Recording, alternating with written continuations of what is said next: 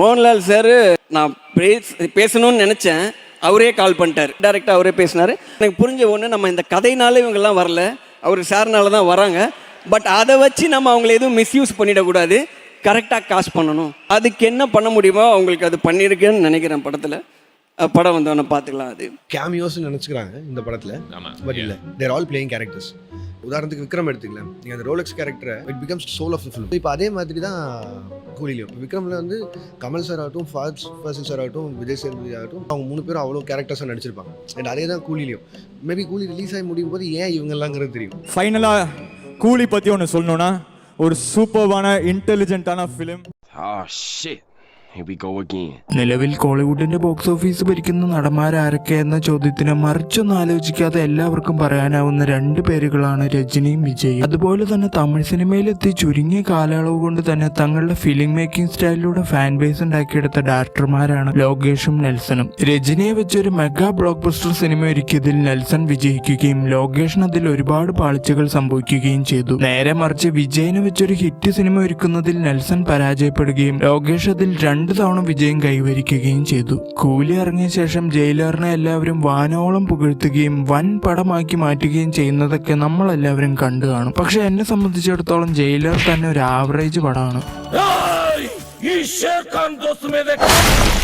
Yes, jailer തന്നെ ഒരു average പടമാണെങ്കിൽ കൂടിയും അതെങ്ങനെ എല്ലാവർക്കും ഇഷ്ടപ്പെടുന്ന രീതിയിൽ എടുത്തു എന്നത് ശ്രദ്ധിക്കപ്പെടേണ്ട ഒരു വിഷയം തന്നെയാണ്. ഇവിടെയാണ് നെൽസൺ സ്മാർട്ടായി ചിന്തിച്ചത്. രജനിയുടെ പ്രായത്തെ മാനിച്ച് അങ്ങേരെ കൊണ്ട് ഹെവി ആക്ഷൻ സീക്വൻസുകളൊക്കെ ചെയ്യിപ്പിക്കുന്നതിന് പകരം രജനിയുടെ സ്റ്റൈൽ, മാനറിസം, എമോഷണൽ ഡെപ്ത് എന്നിവയെ മാക്സിമം ഉപയോഗിച്ച് മാത്രം മുത്തുവേൽ പാണ്ഡ്യൻ എന്ന കഥാപാത്രത്തോട് ഓഡിയൻസിന് ഒരിഷ്ടം, ചെറിയ റെസ്പെക്ട് എന്നിവയൊക്കെ ഉണ്ടാക്കിയെടുക്കുന്നതിൽ നെൽസൺ വിജയിച്ചു. നെൽസന്റെ സിനിമകളിലെ സ്ഥിരം കഥാപാത്രങ്ങളെ പോലെ തന്നെ അധികം സംസാരിക്കാത്ത, പഞ്ച് ഡയലോഗുകൾ പറയാത്ത, ഇൻട്രോ സോങ്ങോ ഫൈറ്റോ എന്നിവയൊന്നും ഇല്ലാത്തൊരു രജനീകാന്തിനെയാണ് ഫസ്റ്റ് ഹാഫിൽ നെൽസൺ ഓഡിയൻസിന് മുന്നിലേക്ക് എത്തിച്ചത്.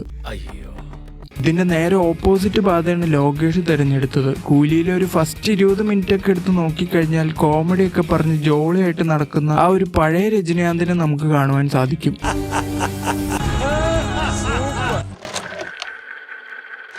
ജയിലറിലെ ഒരു വലിയ പ്ലസ് പോയിന്റ് എമോഷൻ ആണെന്ന് വേണമെങ്കിൽ പറയാം. ഫസ്റ്റ് ഹാഫ് മുഴുവൻ അച്ഛൻ മകൻ പാസത്തെ പറ്റിയാണ്. സോ അച്ഛൻ മകൻ പാസം എന്നതിലുപരി മുത്തുവേൽ പാണ്ഡ്യൻ വെറുതെ പോയി വില്ലന്മാരുമായി ഫൈറ്റ് ചെയ്യുകയല്ല, അങ്ങേരുടെ കുടുംബത്തെ സംരക്ഷിക്കാൻ വേണ്ടിയാണ് ഈ പരിപാടിക്ക് ഇറങ്ങിത്തിരിക്കുന്നത് തന്നെ. ശരിക്കും നോക്കുവാണെങ്കിൽ അങ്ങേരുടെ മരുമകളെ പറ്റി അനാവശ്യം പറഞ്ഞതിന് ശേഷമാണ് ആ ക്യാരക്ടർ എത്രത്തോളം വയലന്റ് ആണെന്ന് ഓഡിയൻസിന് മുന്നിലേക്ക് റിവീൽ ചെയ്യുന്നത് തന്നെ.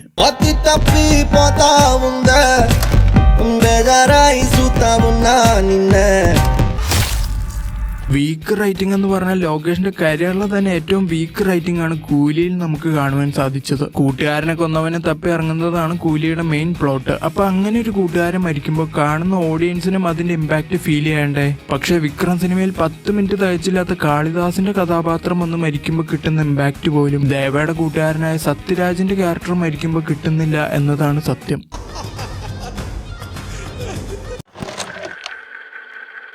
വൻ പ്രതീക്ഷയിലെത്തിയ ബീസ്റ്റ് വേണ്ടത്ര വിജയം നേടാതെ പോയതിന് പിന്നാലെയാണ് നെൽസൺ ജയിലറിലേക്ക് എത്തുന്നത്. സോ അങ്ങേർക്ക് സ്വയം പ്രൂവ് ചെയ്യാതെ വേറെ വഴിയില്ല. അതുകൊണ്ട് തന്നെ ബീസ്റ്റിൽ എന്തൊക്കെ മിസ്സായോ അതൊക്കെ അനലൈസ് ചെയ്താണ് ജയിലറിൽ നെൽസൺ വർക്ക് ചെയ്തിട്ടുള്ളത്. ഉദാഹരണത്തിന് അങ്ങേരുടെ ഡാർക്ക് ഹ്യൂമറും ഇന്റർവെൽ ബ്ലോക്കും ക്ലൈമാക്സും ഒക്കെ വൻ ശോകമായിരുന്നു ബീസ്റ്റില്. അതേസമയം ജയിലറിലേക്ക് എത്തിയപ്പോൾ ഈ രംഗങ്ങളൊക്കെ മെജോറിറ്റി ഓഡിയൻസിന് ഇഷ്ടപ്പെടാൻ ഭാഗത്തിനായിരുന്നു അങ്ങേരെ എടുത്തു വെച്ചിട്ടുണ്ടായിരുന്നത്. ലിയോയ്ക്ക് മിക്സഡ് റിപ്പോർട്ട്സ് വന്നിട്ടും അതിൽ താൻ കുറച്ചുകൂടി ശ്രദ്ധിക്കേണ്ടത് എന്നൊക്കെ ഇന്റർവ്യൂസിൽ വന്ന് തുറന്ന് സമ്മതിച്ച ശേഷവും അതിനേക്കാളും വീക്കായിട്ടുള്ള ഒരു സ്ക്രിപ്റ്റ് ലോകേഷ് തെരഞ്ഞെടുക്കുമെന്ന് ഞാൻ സ്വപ്നത്തിൽ പോലും വിചാരിച്ചിരുന്നില്ല. കൂലി ഒന്നിനും കൊള്ളാത്തൊരു പടമാണെന്നല്ല ഞാൻ പറഞ്ഞു വരുന്നത്. പക്ഷെ ലോകേഷിന്റെ കരിയറിൽ തന്നെ ഏറ്റവും വീക്ക് പടം ഏതെന്ന് ചോദിച്ചാൽ അത് കൂലി തന്നെയാണ്.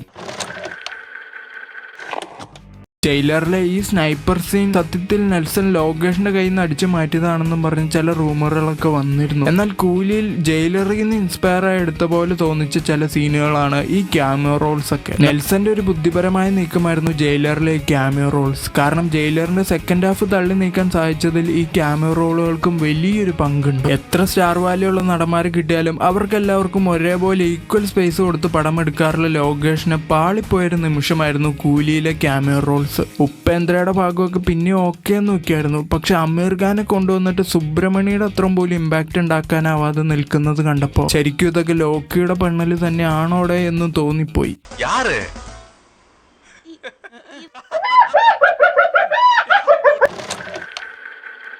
ജയിലറിലെ വിനായകൻ അത്ര ഇന്റലിജന്റ് ആയ വില്ലൻ കഥാപാത്രമൊന്നുമല്ല, ഒരു സാധാ ലോക്കൽ ഗുണ്ട സെറ്റപ്പ്. എന്നിരുന്നാലും മെജോറിറ്റി ഓഡിയൻസിനും അത് ഇഷ്ടപ്പെട്ടു. പറയാൻ കാരണം വിജയുടെ കരിയറിലെ തന്നെ ഏറ്റവും മോശം വില്ലൻ കഥാപാത്രത്തെ സമ്മാനിച്ച നെൽസൺ തനിക്ക് ബീസ്റ്റിൽ പറ്റിയ തെറ്റ് തിരുത്തിയപ്പോൾ പറഞ്ഞ വില്ലനാണ് വർമ്മൻ. അന്യായ സ്ക്രീൻ സ്പേസും ക്യാരക്ടർ ഡിസൈനും ഒക്കെ കൊടുത്ത് വില്ലൻ കഥാപാത്രങ്ങളെ പ്രസന്റ് ചെയ്തുകൊണ്ടിരുന്ന ലോക്കി പടങ്ങളിൽ ഇങ്ങനൊരു വില്ലൻ കഥാപാത്രം ഇതാദ്യം. ലുക്ക് മാത്രമേ ഉള്ളൂ.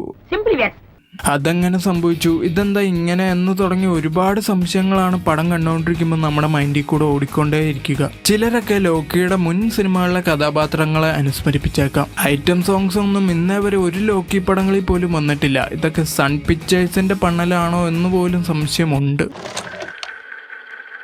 ജയിലറിലെ ഏറ്റവും വലിയ കല്ലുകടിയായിരുന്നു അതിലെ ഫ്ലാഷ് ബാക്ക് സീൻസ്. യൂണിഫോമും മീശയും മുഖവും ഒന്നും അങ്ങോട്ട് സെറ്റ് ആവാതിരുന്നപ്പോൾ കൂലിയിലെ ഫ്ലാഷ് ബാക്ക് ശരിക്കും തിയേറ്റർ കത്തിച്ചു. 90s രജനി പടങ്ങളിലെ അതേ സാധനം ശരിക്കും സ്ക്രീനിൽ കണ്ടപ്പോൾ ഒരു രക്ഷയില്ലായിരുന്നു. ഈ ഫ്ലാഷ് ബാക്ക് പോർഷൻസിന് അല്പം ലെങ്ത്തും ഹോസ്റ്റൽ ഫൈറ്റ് ഒക്കെ പോലെ എടുത്തു പറയത്തക്ക 1-2 സീനും കൂടെ ഉണ്ടായിരുന്നെങ്കിൽ ഏത് റേഞ്ചിൽ പോകേണ്ട പടമായിരുന്നു.